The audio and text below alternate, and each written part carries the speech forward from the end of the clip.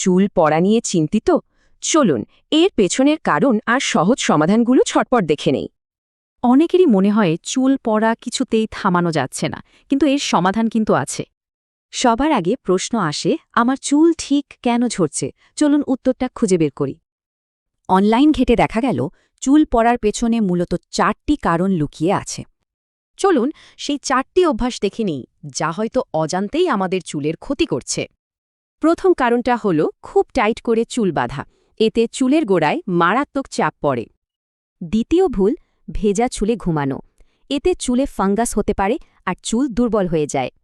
তৃতীয়ত, কন্ডিশনার ব্যবহার না করা। এটা বাদ দিলে চুল খুব দ্রুত আর্দ্রতা হারায়। আর 4 নম্বর কারণ হল পুষ্টির অভাব। সঠিক খাবার না পেলে চুল ভেতর থেকে দুর্বল হয়ে পড়ে। ভালো খবর হলো, এই সমস্যাগুলোর সমাধান কিন্তু খুবই সহজ। চলুন প্রতিকারগুলো দেখি। চুলের যত্ন, ভালো খাবার আর স্ট্রেস কমানো, এই 5টি অভ্যাসই চুলকে স্বাস্থ্যকর করে তুলবে। যেহেতু উপায়গুলো জানাই হয়ে গেল, তাহলে আর দেরি কেন? আজ থেকেই শুরু করা যাক। নিয়ম করে এগুলো মানলে চুল পড়া কমে আসবে আর আত্মবিশ্বাসও ফিরে আসবে। তাহলে মনে রাখতে হবে, টাইট করে চুল বাঁধা, ভেজা চুলে ঘুমানো আর পুষ্টির অভাব এড়িয়ে চলতে হবে। আর তার বদলে এই 5টি সহজ অভ্যাস গড়ে তুললেই চুল হয়ে উঠবে সুন্দর আর মজবুত।